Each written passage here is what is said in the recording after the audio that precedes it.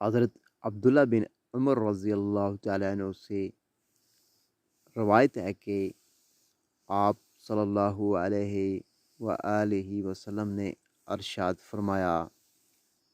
جب اللہ تعالیٰ کسی قوم پر عذاب نازل کرتا ہے تو یہ عذاب اس میں موجود تمام لوگوں کو پہنچتا ہے، پھر وہ قیامت والے دن اپنے اپنے اعمال کے مطابق اٹھائے جائیں گے۔